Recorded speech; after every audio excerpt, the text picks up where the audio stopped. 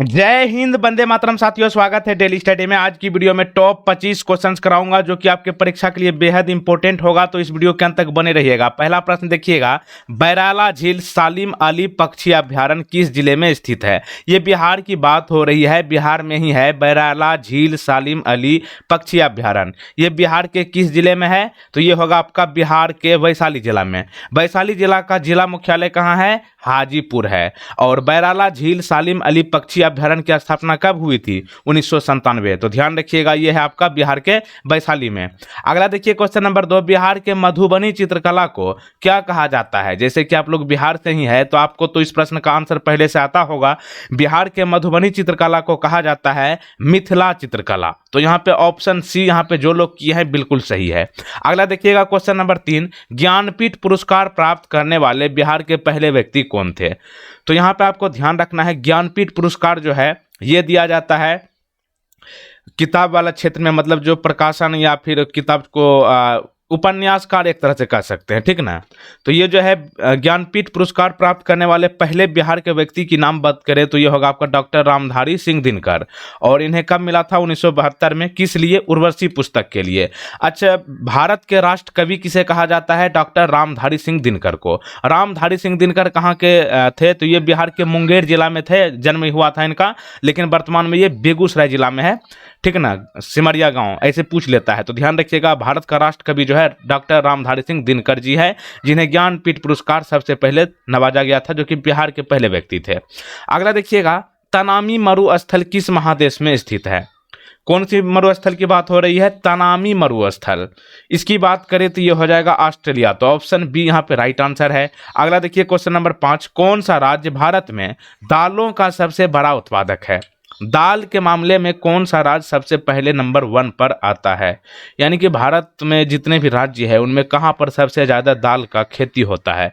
ये होगा मध्य प्रदेश। वैसे सोयाबीन भी जो है यहीं पे सबसे ज़्यादा होता है। मध्य प्रदेश की राजधानी है भोपाल, और मध्य प्रदेश में जो है बहुत सारे डैम वगैरह है। इसको आप पढ़ना है तो पढ़ लीजिए। किस खनिज को अंतर्हित धूप के रूप में जाना जाता है? अंतर्हित धूप के रूप में यहाँ पे पूछा जा रहा है, किस खनिज को कहा जाता है?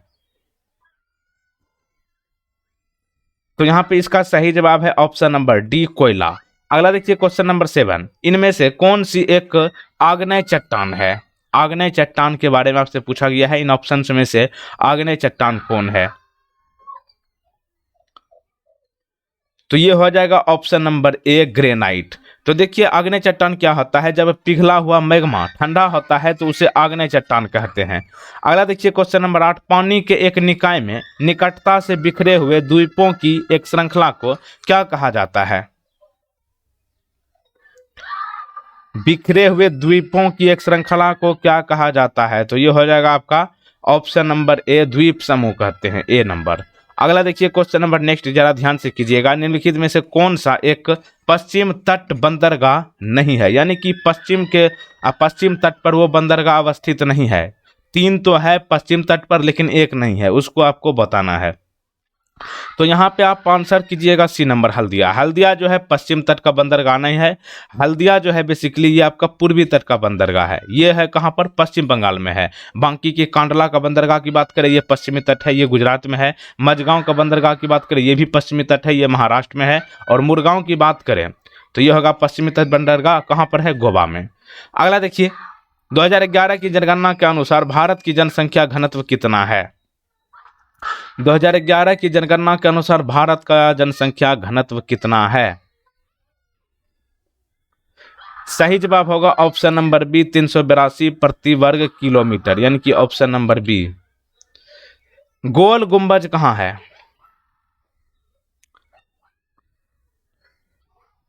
गोल गुंबज की बात करें तो ये हो जाएगा आपका कर्नाटक में। कर्नाटक में एक शहर है बीजापुर, यहीं पे है गोल गुंबज। तो डायरेक्ट पूछता है कि बीजापुर जो है किस लिए फेमस है? तो ध्यान रखिएगा, गोल गुंबज के लिए। और बीजापुर है कहाँ? कर्नाटक में है। अगला देखिए क्वेश्चन नंबर नेक्स्ट, विश्व चिंतन दिवस कब मनाया जाता है? विश्व चिंतन दिवस की बात हो रही है। विश्व चिंतन दिवस कब मनाया जाता है? इस प्रश्न का सही जवाब है ऑप्शन नंबर ए, 22 फरवरी। अगला देखिए क्वेश्चन नंबर नेक्स्ट, भारत में श्वेत क्रांति के जनक के रूप में किसे जाना जाता है? इंडिया में श्वेत क्रांति के जनक किसे माना जाता है? सही जवाब है option number C, Verghese Kurien. और यहाँ पे आगे बढ़ने से पहले बता दूं कि वीडियो को आप लोग लाइक जरूर कर लीजिए और वीडियो को शेयर जरूर कर लीजिएगा खत्म होने के बाद। और जो लोग पहली बार चैनल पर आए हैं चैनल को सब्सक्राइब कीजिए, उसके बाद इस बेल आइकन को क्लिक करके ऑल नोटिफिकेशन को क्लिक करके रख लीजिए। तो चलिए चलते हैं अगले प्रश्न की ओर। अगला प्रश्न है, भारत में सिक्के जारी करने का अधिकार किसके पास है? यानी कि भारत में जो सिक्का जारी होता है ये अधिकार किसके पास मिलता है? सिक्के जारी करने का अधिकार इंडिया में वित्त मंत्रालय के पास है। ऑप्शन नंबर बी यहाँ पे सही जवाब है। अगला देखिए, आईएमएफ में भारत को कितना प्रतिशत मतदान अधिकार है? आईएमएफ मतलब क्या? International monetary fund.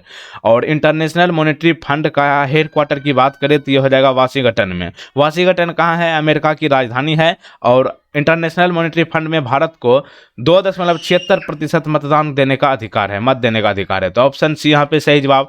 अगला देखिए 16 नंबर, गारो, खासी और जयंतिया जनजाति भारत के किस राज्य से संबंधित है? कौन कौन सी बात कर रही है जनजाति? गारो, खासी और जयंतिया, ये भारत के किस राज्य से संबंधित है? सही जवाब है ऑप्शन नंबर यहाँ पर डी नंबर होगा, मेघालय। मेघालय की राजधानी कहाँ है? शिलोंग।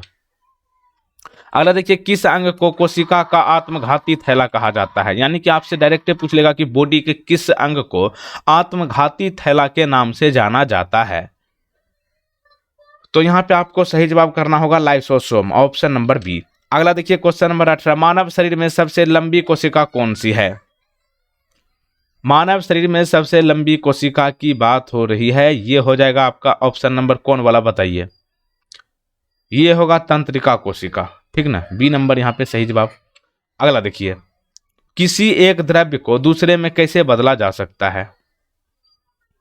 किसी एक द्रव्य को दूसरे में कैसे बदला जा सकता है? तो ये हो जाएगा विकिरण ऊर्जा को अवशोषित करके। तो ए नंबर यहाँ पे राइट आंसर।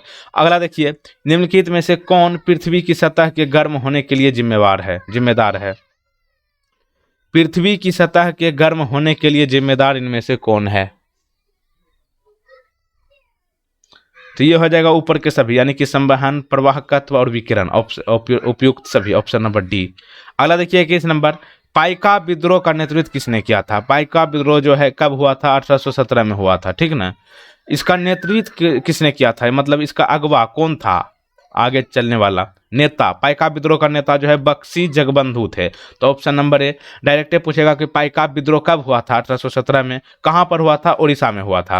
अगला देखिए 22 नंबर प्रश्न, अवध साम्राज्य की पहली राजधानी कौन सी थी? अवध साम्राज्य की पहली राजधानी कौन सी थी? सही जवाब होगा यहां पर ऑप्शन नंबर बी, फैजाबाद। 23 नंबर देखिएगा, किस अनुच्छेद में भारत के राष्ट्रपति की शपथ से संबंधित है? यानी कि संविधान के किस अनुच्छेद में भारत के राष्ट्रपति जो शपथ लेते हैं इसकी व्याख्या की गई है? तो ये होगा ऑप्शन नंबर बी, अनुच्छेद 60। और राष्ट्रपति जो है अपना त्याग पत्र किसे देते हैं? उपराष्ट्रपति को। और उपराष्ट्रपति पुनः त्याग पत्र किसे देंगे? राष्ट्रपति को। मतलब एक दूसरे को देते हैं त्याग पत्र। स्वतंत्र भारत के पहले वित्त मंत्री कौन थे? आजादी के बाद पहला वित्त मंत्री इंडिया के कौन थे?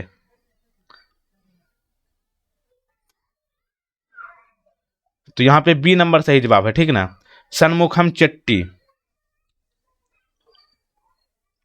वित्त आयोग का गठन संविधान के किस अनुच्छेद के तहत किया गया है? वित्त आयोग का गठन संविधान के किस अनुच्छेद के तहत किया गया है? बताइए यहाँ पे क्या हो गया है इसमें। तो यहाँ पे अनुच्छेद 280 सही जवाब है, ऑप्शन नंबर सी। इसमें आज पेन थोड़ा सा प्रॉब्लम हो गया, नहीं चलता बढ़िया से, लिखते हैं कहीं और लिखाता है कहीं और। चलिए एक प्रश्न आपके लिए है, विधानसभा के सदस्य का कार्यकाल कितने वर्ष का होता है? जैसे कि मैं आपको बता दूं, राज्यसभा का सदस्य का कार्यकाल जो है 6 वर्ष का होता है, और विधानसभा का आपको बताना है। और लोकसभा का 5 साल के लिए होता है। विधानसभा का बताइएगा सदस्य का कार्यकाल कितने वर्ष का होता है। पिछला वीडियो आपने नहीं देखा है तो आपकी स्क्रीन पर आ चुका है और प्ले लिस्ट बाएं साइड में आ चुका है, इसको अभी आप जरूर देख लीजिए। जय हिंद, वंदे मातरम, बड़ों को नमस्ते, छोटे को प्यार, छोटी जिंदगी में खुश रहो यार।